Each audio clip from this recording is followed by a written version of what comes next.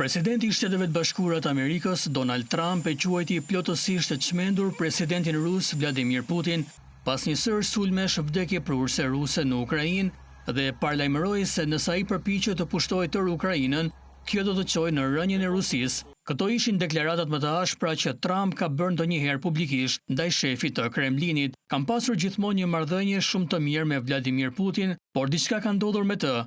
Ai është bërë krejtësisht i çmendur, shkroi Trump më 25 maj në platformën e tij Truth Social. Ai po vret njerëz dhe nuk po flas vetëm për ushtarët.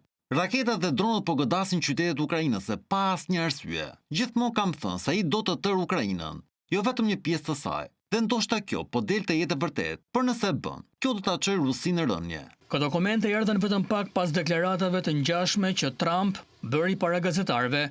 Nuk jam as pak i kënaqur me atë që po bën Putin.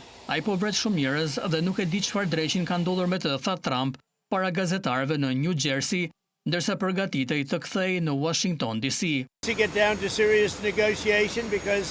Po lëshon raketa në qytete dhe po vret njerëz.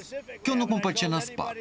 Jemi në mes të diskutimeve dhe ai po godet Kievin dhe qytete të tjera me raketa. Jam i habitur. Diçka i ka ndodhur këtij njeriu dhe nuk më pëlqen.